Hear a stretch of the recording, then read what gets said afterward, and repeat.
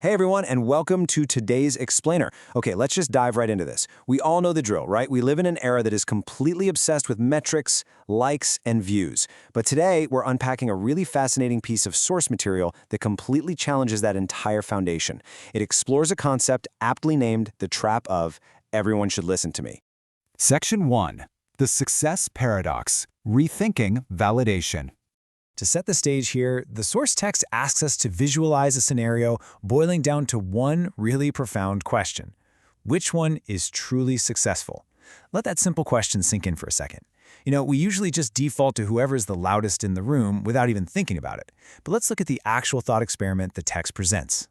It sets up this stark contrast between two very different realities. On one side, imagine someone with maybe just a handful of listeners, but they do their work with absolute, complete sincerity. Now, on the flip side, picture someone with millions of followers. We're talking viral hits, massive crowds, but according to the text, they are completely hollow inside. So is that hollow person actually successful? It really highlights the sheer emptiness of vanity metrics when you stack them up against genuine internal purpose. Moving on to Section 2. Said Nursi's Cure, the Philosophy of True Value. So according to the text, the cure here is rooted in a very specific definition of sincerity. It defines it as the act of earning God's approval entirely regardless of your follower count or audience size. Think about how incredibly liberating that is. True success is measured purely by divine approval through your personal sincerity. It completely, utterly divorces success from that exhausting modern numbers game we're all so burnt out by.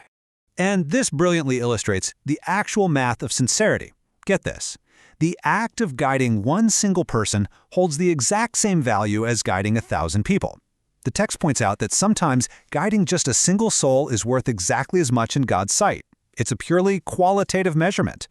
Pumping up the sheer volume of people you reach, that doesn't automatically multiply the value of your sincerity, not at all. Which brings us to Section 3, the prophetic model, a historical precedent. The source reminds us of a really fascinating historical point. Some prophets throughout history came with only a handful of followers. Literally, just a few people believed their message during their entire lifetimes. And yet, they still received the full, limitless reward of their prophetic mission. The real skill isn't about assembling a massive crowd, it's about earning that ultimate approval. Their success was absolute simply because their sincerity was absolute. So, the absolutely crucial point is this. That sneaking mindset of everyone should listen to me. When we subconsciously feel this way about our digital posts, our opinions, our content, the text argues we are quietly and inappropriately overstepping. Deciding who hears a message and exactly how widely it spreads, that is God's decision. It's not yours. By aggressively demanding an audience, you actually risk losing the very sincerity that made your action valuable to begin with. And that leads right into Section 4. Redefining real success, stripping away vanity. Let's see how this actually builds into our everyday reality. Follower count, likes, reach. The source material pulls no punches here.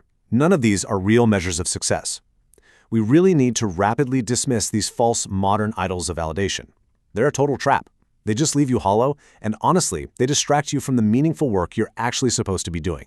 Because at the end of the day, the final outcome was literally never yours to control in the first place. Actually think about that for a second. It is an incredibly freeing realization. The absolute only thing in your control is how sincerely you do the work. Who actually hears about it? Whether it gets 1 view or 1 million, you've got to let that go.